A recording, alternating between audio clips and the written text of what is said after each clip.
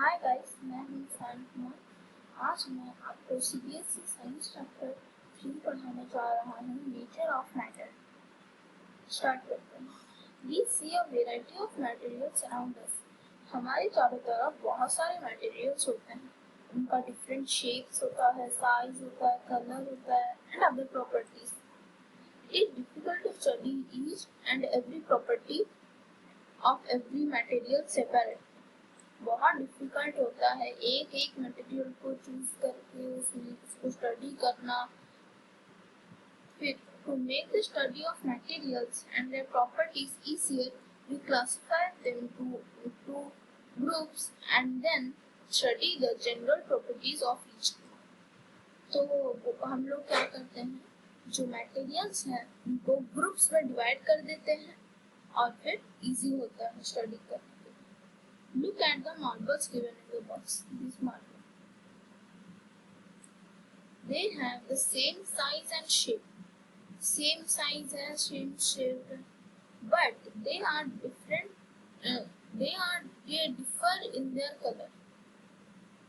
They are different. We can put them into two groups on the basis of their color. 10 red marbles, 10 blue marbles.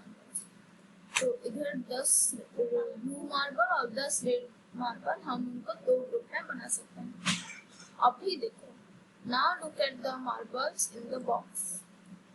ये हम लोग कौन सा group बना सकते हैं? 10 large marbles, 10 small marbles.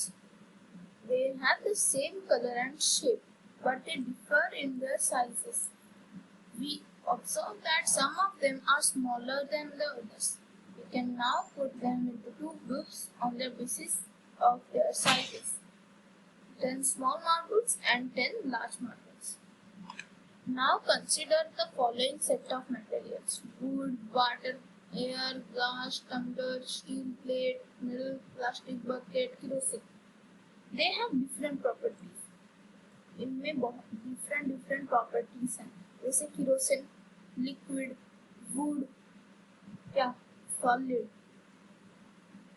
But some of them are naturally occurring while others are man-made. इनमें से कुछ नेचुरल हैं, जैसे वुड पेड़ से मिलता है, और जैसे कि मिल्क, फिर एयर, दे आर नेचुरल। सो उन्हें क्या बोला जाएगा? The materials which are occur naturally are called natural materials. The materials which are prepared by man are called man-made or synthetic materials. जैसे स्टील प्लेट, ग्लास टम्बलर, ये सब man ने बनाया है, तो उसे सिंथेटिक मटेरियल्स या फिर मैन-मेड मटेरियल्स बोला जाएगा।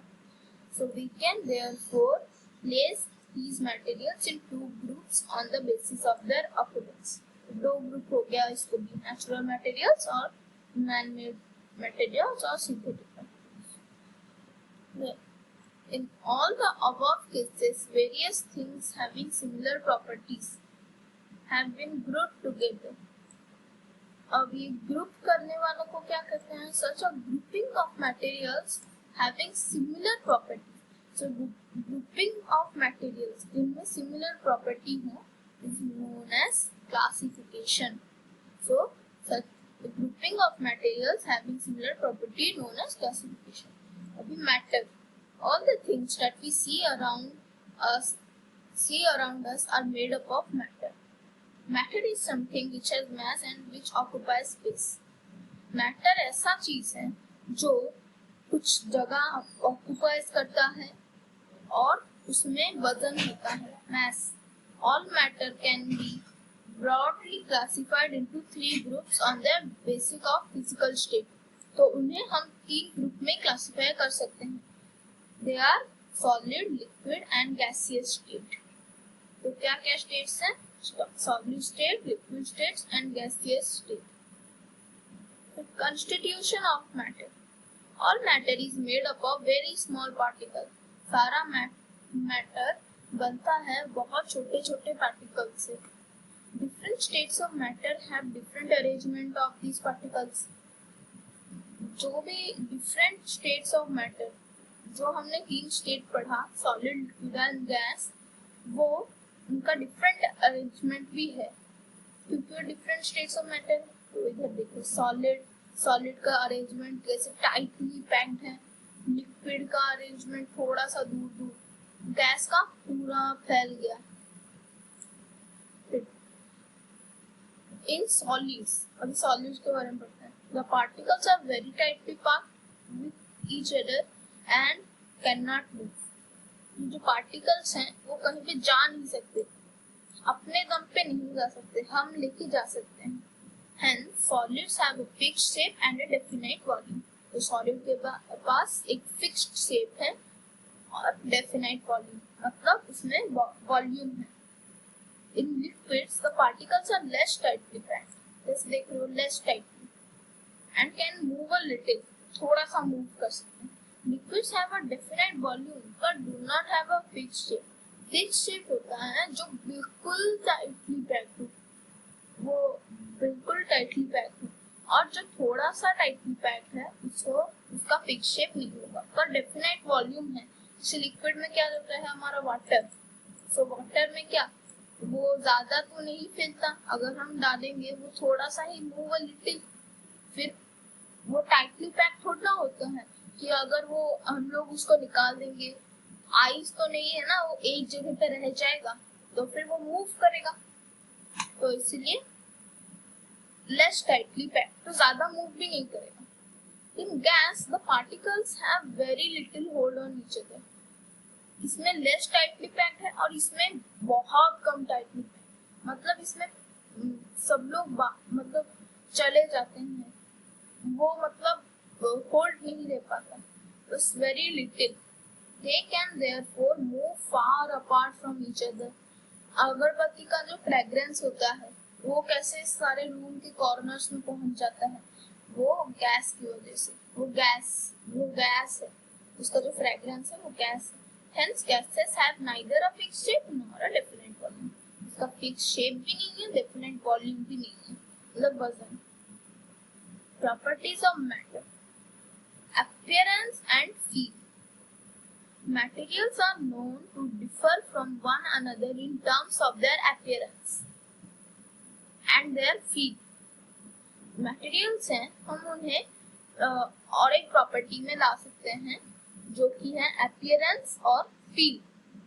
Appearance मतलब जैसे lustrous, dull, मतलब sad, happy, ऐसे जो हम लोग expressions देते हैं उसको कहते हैं appearance. Feel, smooth, rough. For example, metals generally have a lustrous appearance, मतलब shining करता है, and a polished piece of marble has a smooth feel. Smooth. So feel का क्या है, smooth है, rough है, appearance का क्या है, lustrous है, dull है, transparency. The property of a material to allow light to pass through it is called transparency. Man can see through a transparent material.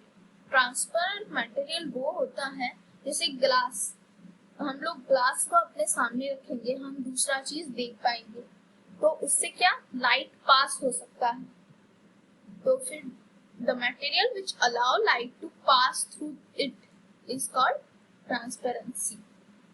Glass is a transparent material as the light can pass through it. अभी मैंने बताया pure water, air and a thin sheet of polythene are some other examples of transparent material. Pure water, अगर हम glass में भी pure water भी रख देंगे, pure होना चाहिए, तो फिर हम दूसरा जगह देख सकते हैं।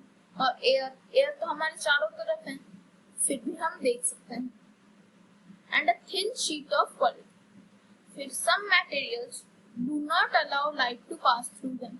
जैसे कार्डबोर्ड सामने रख दोगे, दूसरा जगह दिखेगा क्या? नहीं दिखेगा। Such materials are known as opaque materials. The materials which do not allow pass through them are known as opaque materials. Thick plastic sheet, blackboard and wall are some examples of opaque materials. Wood is an opaque material because light cannot pass through it. Then floating and sinking. Materials which are lighter than water generally float over it. So this जिस material का density कम है water से, मतलब वजन, तो फिर वो float होगा, मतलब पानी में ऐसे ऊपर रह जाएगा, वो नीचे नहीं जाएगा। Materials which are heavier than water generally sink. जिस मटेरियल का डेंसिटी ज्यादा है, मतलब वॉल्यूम ज्यादा है, तो वो क्या नीचे चला जाएगा, जैसे pebbles. And diffusion, the property of mixing of materials of two materials on their own is called diffusion. जो मटेरियल्स अपने आप से मिक्स्ड हो जाते हैं, उन्हें क्या बोलते हैं, डिफ्यूजन। उस प्रॉपर्टी को क्या बोलते हैं, diffusion. This happens due to the free movement of particles of such materials. Free movement of particles, जैसे फ्रेग्रेंस ऑफ अगरबत्ती क्यों होता है, डिफ्यूज इनटू द एयर, जो डिफ्यूज हो जाता है एयर में। फिर gases diffuse very quickly into each other, तो गैसेस में बहुत जल्दी डिफ्यूज हो जाता है, क्योंकि their particles are constant motion. उनका पार्टिकल्स फ्री मूवमेंट करता है, मतलब सारे जगह पे फैल जाता है। Liquids diffuse into each other quite slowly, धीरे धीरे। This is because particles in liquid are not so free to move. मैंने बोला था लिटिल मूवमेंट, देयर है move a little, they can move a little. So देखो, इसमें ink डाला हमने पानी में, तो फिर क्या, वो धीरे धीरे पहले इतना हो गया, फिर थोड़ा सा ऐसे फैला, फिर बन गया। पर जो गैसेस है वो बहुत जल्दी डिफ्यूज हो जाता है। Solids do not diffuse with each other because the particles are held tightly and can not move freely. Solids जो है, अगर हम लोग एक पत्थर के ऊपर डालेंगे पेन, तो फिर क्या वो मिक्स हो जाएगा, नहीं, क्योंकि वो कैन नॉट मूव फ्रीली, वो मूव भी नहीं हो पाएगा और बहुत टाइटली पैक्ड, वो खुल नहीं सकता, बहुत tightly packed. For example sand and stones, बोला था do not diffuse into each other. Solids can however diffuse slowly into liquids. Solids slowly diffuse हो सकते हैं, पर लिक्विड्स में वो भी slowly. This is because particles of liquid are able to move. Liquid के पार्टिकल्स थोड़ा मूव कर सकते हैं ना, तो इसीलिए तो सॉलिड डिफ्यूज हो सकता है स्लोली। जैसे कि पोटेशियम परमैंगनेट क्रिस्टल्स, क्या है, पोटेशियम परमैंगनेट क्रिस्टल्स, ये डिफ्यूज्ड इन वाटर, सो वाटर में डिफ्यूज हो जाता है। फिर हम आते हैं dissolution. When one substance mixes completely with another substance to give a clear solution, we say it as dissolved. हम बोलते हैं जैसे salt पानी में मिक्स हो गया, तो क्या बोलेंगे, salt dissolved in water. This the property by which a substance dissolves in another substance is called dissolution. Property जिससे एक सब्सटेंस डिसॉल्व होता है दूसरे सब्सटेंस में, उसको क्या कहते हैं, dissolution. Water can dissolve a large number of substances in it. Water उसके अंदर बहुत सारा सब्सटेंस डिसॉल्व कर सकता है। तो आज के लिए बस इतना ही, दूसरा हम दूसरे क्लास में पढ़ेंगे dissolution of solids in water. So bye, thank you.